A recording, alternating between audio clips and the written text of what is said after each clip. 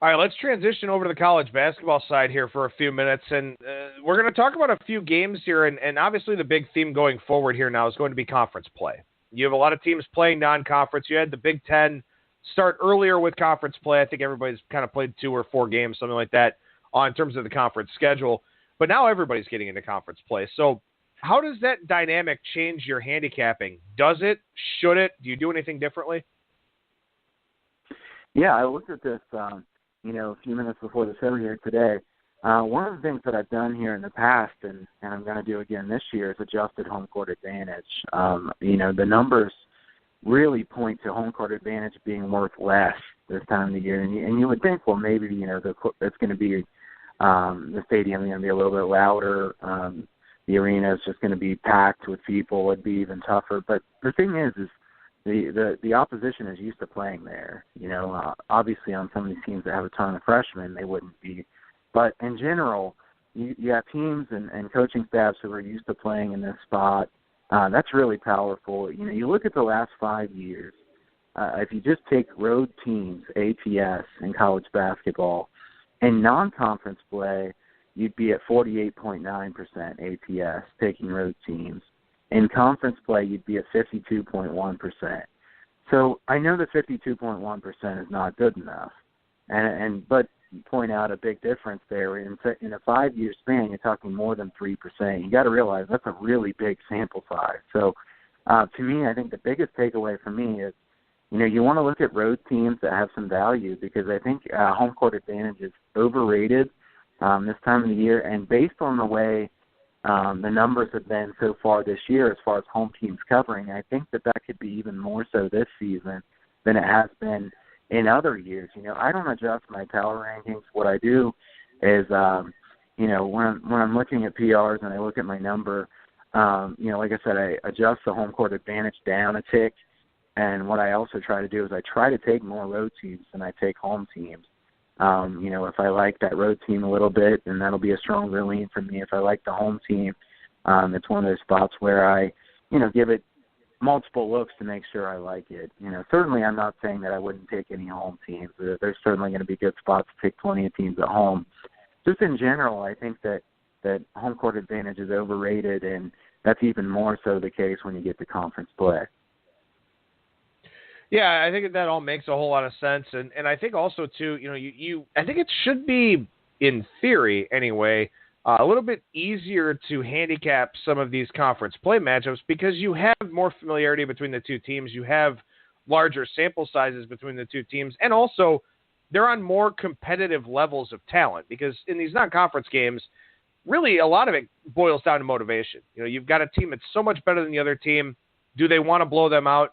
Do they want to go through their offenses and be efficient? Do they want to play on the defensive end? Those are the things you kind of have to figure out. Here in conference play, teams are almost always motivated. The motivation gap between teams is so much smaller here. There's more familiarity as well. Do you find that's a little bit purer of a handicap then? Yeah, I think so. I think there's less variance in these games. There's, obviously going to be smaller lines to start with. You're not going to be having many 20-point favorites or things like that. And those are games that I like to try to throw out more often than not. So I like that, of course.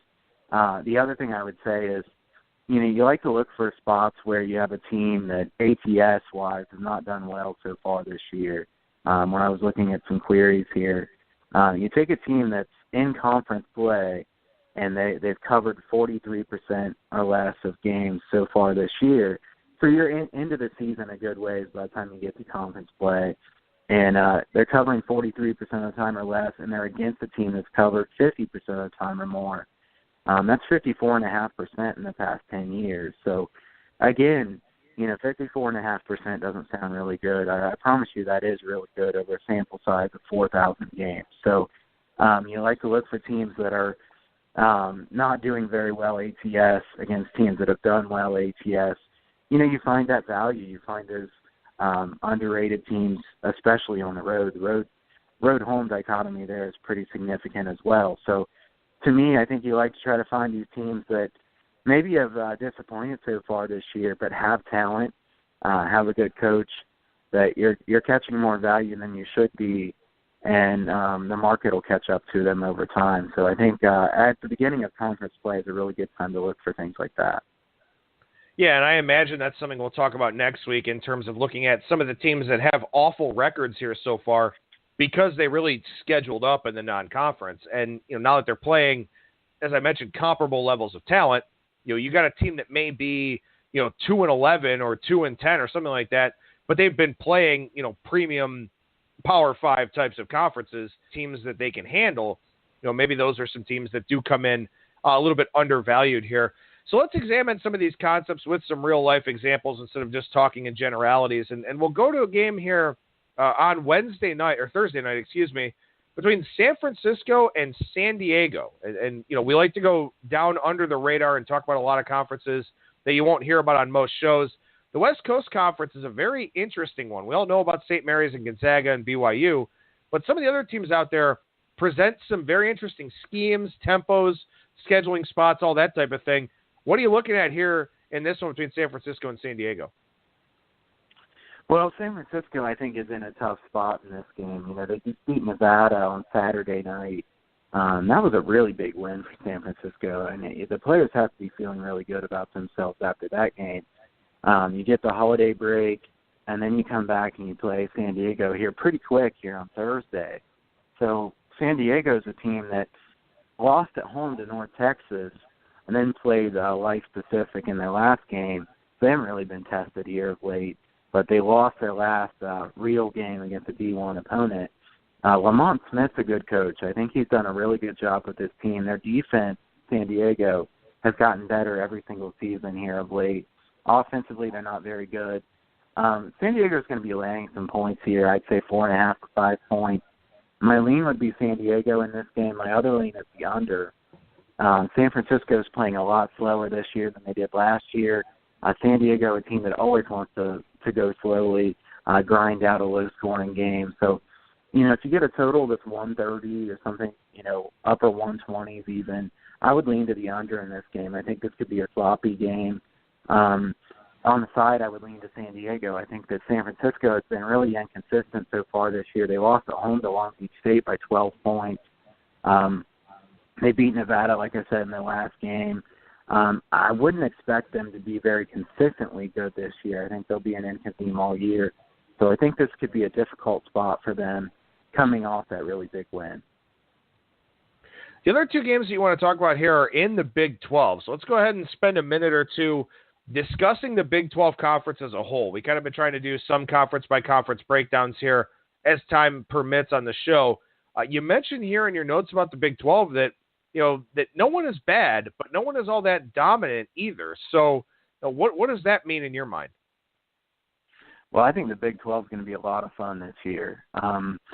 Kansas dominates this conference. Is Kansas going to finally lose the Big 12? I don't know. I certainly don't want to predict something like that because they've so consistently won in the Big 12. I will say Kansas is not as good as some people thought they would be this year. And this conference is really good. You look top to bottom. There is no bottom feeder in this conference. I guess maybe the worst team in this conference at this point may be Iowa State. And Iowa State's not a bad team. They still have a decent amount of talent. They have a really good home court advantage. So Iowa State's going to be a team that'll still win several games in this conference. I've been really impressed with Oklahoma. You get a freshman like they have there in Oklahoma and Trae Young. They're a lot of fun to watch. I like the style they play at. But to me, this Big 12 conference this year is going to be very, very difficult. I think there's going to be some really good teams that miss out on the big dance from the Big 12 just because it's so tough of a conference. All right, well, let's look at 4 of those teams here. We'll take a little bit of a deeper dive into these 4 specifically, and I'm sure we'll touch on some of the rest of them here as we go throughout the season.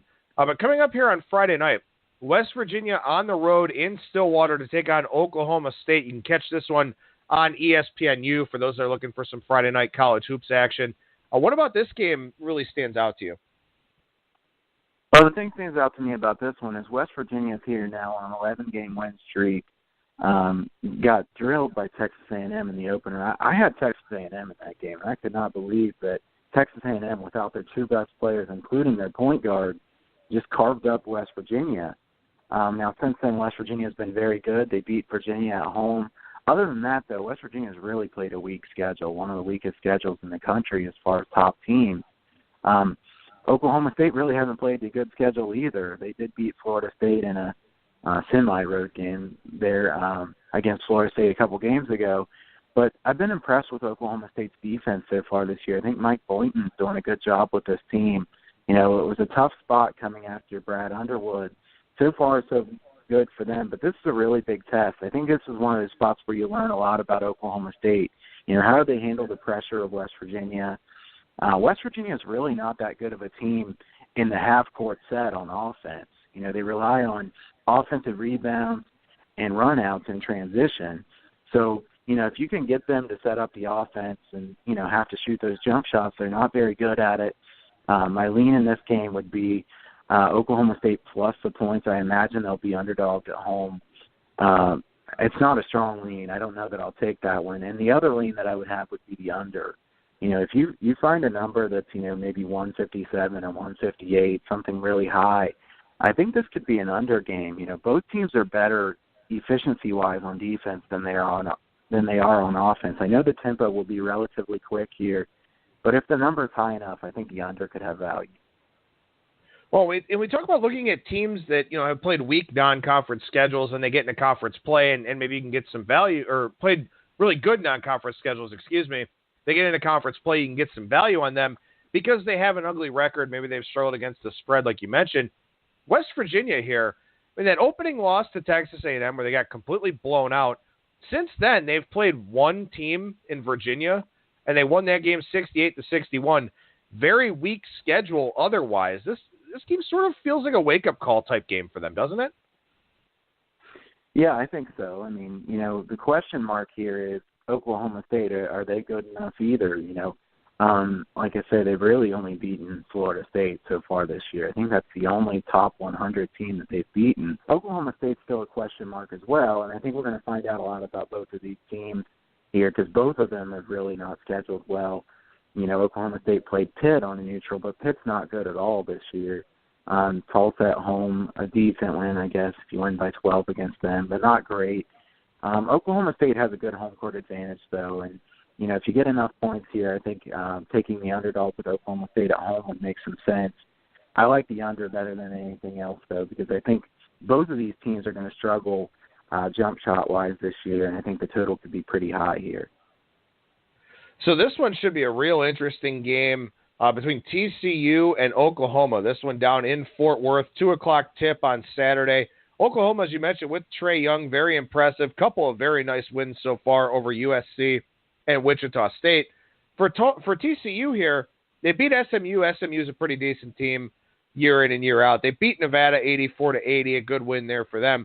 Other than that, not much in the way of signature wins for Jamie Dixon's program here.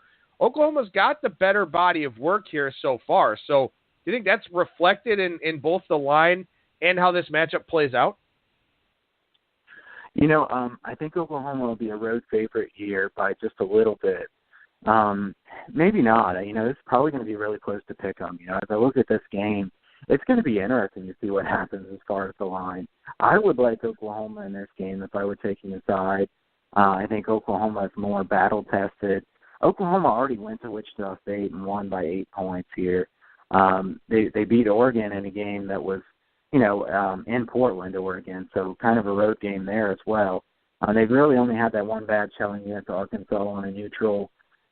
Oklahoma, a team, to me, I think they're the real deal. You know, I've watched them play a decent amount. Trae Young, really, really impressive. You know, it's hard to see very many freshmen that come in with as much confidence as he does. You know, you can call it arrogance, you can call it swag, you can call it whatever you want, but he is really confident, and he's very good. You know, if you can back it up with play as good as what he's done so far this year, then, you know, more power to you. You know, he gets a lot of open shots for everybody else on this team, too. It's not just what he does for himself. You know, he attracts so much attention. And to me, I think you know, the mismatch that Oklahoma will have at point guard is enough to make me like them in this spot. TCU, I think Jamie Dixon's a good coach. I think both of these are good coaches. But TCU, this could be this is certainly by far the best team they've played so far this year. SMU, a good team, but SMU doesn't have as much talent as they had last year. Oklahoma, a lot better than people thought they would be. I think this is a really interesting game because TCU, we're going to find out a lot about them here. They have some really impressive offensive numbers so far this year.